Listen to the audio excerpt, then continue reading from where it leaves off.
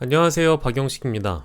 김건희 여사가 검찰의 조사를 받았습니다. 지난 주말이었고, 해당 날짜에, 그러니까 일요일이었습니다. 일요일에 뉴스 속보 함께 다뤄보면서 많은 구독자분들과 시청자분들께서 적잖이 충격을 받으셨을 텐데요. 이상한 정황이 포착도 많이 되기도 했고, 좀 의심스러워서 혹시나 했는데 역시나 였습니다. 대통령의 부인 검찰 조사 뭐가 이상했는지 좀 우리가 살펴본다면 처음에는 이 정부 내 보안청사라는 보도가 처음에 나왔던 걸로 기억을 합니다. 서울중앙지검 관할 내 정부 보안청사에서 이루어졌다고 저도 지난주 일요일 방송에서 그렇게 말씀을 드렸었는데요. 그런데 정부 내 보안청사라는 게 과연 있느냐? 이 중앙지검에서는 그런 표현을 처음 들어봤다라고 하는 분들도 더러 계시는 것 같고, 실제로 언론 보도를 찾아보면, 모 국회의원 분께서 자신도 오랜 기간 검사 생활을 해봤지만, 정부 보안청사라는 얘기를 처음 들어봤다라는 표현을 쓰게 되거든요. 그런데 알고 보니까 이게 의심스러워하는 사람들이나 국민들을 속이기 위한 혹은 시선을 좀 돌리기 위한 마치 검찰청사에서 이루어진 것처럼 초반에 어떤 오해를 하게 만들기 위한 전략이 아니었을까 싶습니다. 왜냐하면 실제 조사가 이루어진 곳은 서울 종로구 창성동에 있는 대통령 경호처 부속시설에서 조사를 받았다라는 것이니까요. 이 내용도 나중에 후속 취재를 통해서 드러나게 된 겁니다. 이런 것들도 많이 불쾌하죠. 그러니까 정보 접근성이 당연히 직접 수사한 검찰이 더 높을 것이고 법조기자팀에서 전화 한 통이면 충분히 알 수 있는 내용일 텐데 이런 내용들을 기자들에게까지도 아까 제가 얘기한 정부 보안청사, 서울중앙지검 관할 내의 정부 보안청사라고 명명을 했다라는 것입니다. 그래서 이거는 약간의 보도에 혼선을 주거나 국민들이 이 내용을 받아들일 때 거부감이 없게끔 초반에 계획한 건 아니었을까 이런 의심을 좀 해보고요. 그리고 종로구 창성동에 있는 경호처의 보안시설에서 조사를 받았다라는 사실이 알려지고 나서 그렇다면 이 조사가 원활하게 또 이루어질 수 있겠는가? 방문조사 성격이 농후하고 심지어 그 장소 자체도 김건희 여사 측에서 지정을 한 장소에 검찰이 소환을 당한 꼴이 되어버렸으니까요. 그런데 그 실제 조사 과정에서도 조사하러 도착해서 형사 일부 검사들이나 반부패 수사부 검사들이나 혹은 뭐 제가 알기로는 이 초기 보도에 보면 부장검사들까지도 그 자리에 자리했다라고 알려지고 있는데 그렇다고 한다면 채널A의 어제 보도를 잠시 언급해보자면 김건희 여사 측이 조사 사실을 외부로 누군가 알릴까 싶어 그게 우려돼 당신들의 휴대전화를 다 제출해라.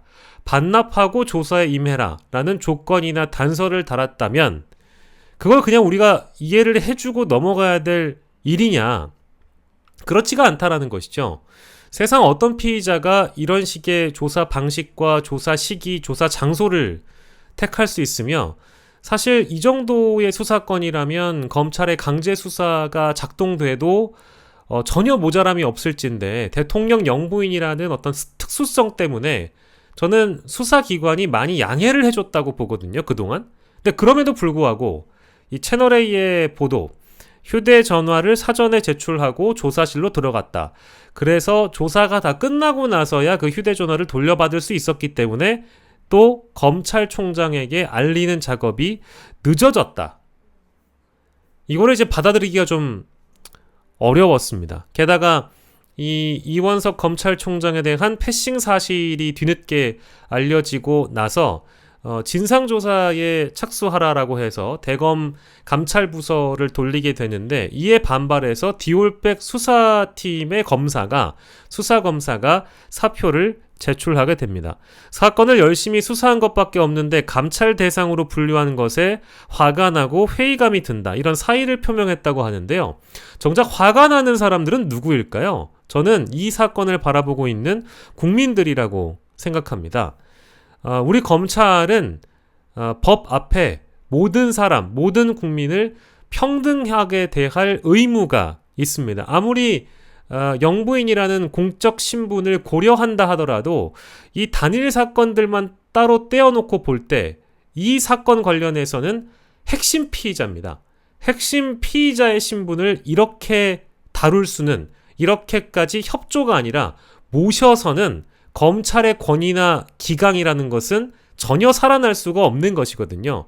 공명정대한 검찰을 기대하는 국민들이 일부 남아있다면 그 국민들의 기대에 절대 부응치 못하는 그런 일이었습니다. 그래서 사의를 표명한 이 수사 검사에 대해서 회의감이 들고 화가 나는 사람은 누구인지에 대해서 다시 한번 자신이 공무원이라는 신분을 망각한 건 아닌지 깨닫길 바라고요. 언론 보도를 또 하나 확인을 해보자면 이원석 총장은 이창수 지검장한테 제3의 장소에서 몰래 조사하면 안 된다라고 밝혔는데 사실상 검찰총장의 의중이나 지시를 어긴 것입니다.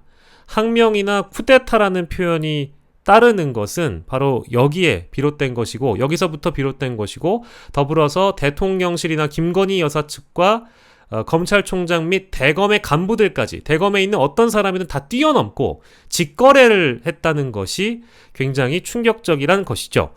그러니까 대통령이 첫 번째로 검찰의 고위직 인사 송경호 서울중앙지검장을 번개같이 날릴 때, 그때도 검찰총장을 패싱했었는데 이번에 두 번째 패싱인 겁니다. 여러 가지로 의아한 사항들이 많이 눈에 보이고 있어서 헌법으로 지금의 사태를 좀 정리해 보려고 제 커뮤니티에 글을 이미 좀 써놓긴 했습니다만 정리해서 여러분들께 보여드리려고 합니다. 박영식의 PPT.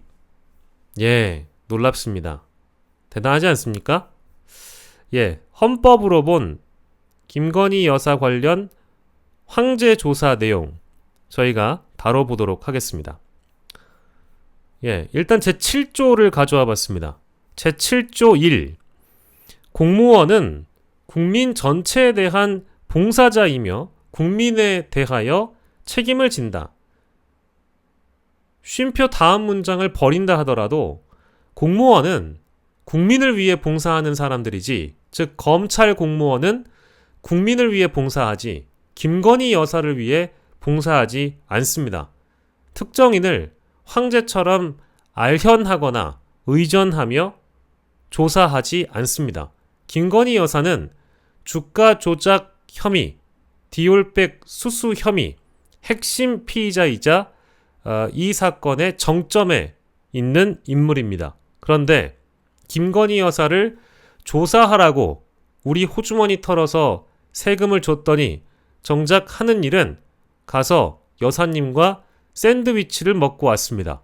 그렇다면 제7조 1항 공무원은 국민 전체에 대한 봉사자라고 나와 있는데 김건희 여사를 위해 봉사를 한 이 검사들을 우리는 어떻게 해야 될까요? 어떻게 받아들여야 될까요? 이 문제의식을 좀 가질 필요가 있는 것 같습니다. 그리고 두 번째, 헌법으로 본 김건희 황제조사 제11조 1. 모든 국민은 법 앞에 평등하다. 누구든지 성별, 종교 또는 사회적 신분에 의하여 정치적, 경제적, 사회적, 문화적 생활의 모든 영역에 있어서 차별을 받지 아니한다. 그런데요, 다시 한번 생각해 보십시오. 세상 어떤 그 국민이 만약에 어떤 범죄에 연루되었을 때 검찰로 하여금 혐의를 제기받는다 하여 이런 조사를 받을 수나 있습니까? 이게 가능한 일입니까? 불가능하죠. 우리가 조사 장소를 지정하거나 조사 방식을 택하거나 뭐 여러 편의를 봐줄 수는 있습니다. 서로 협의하에.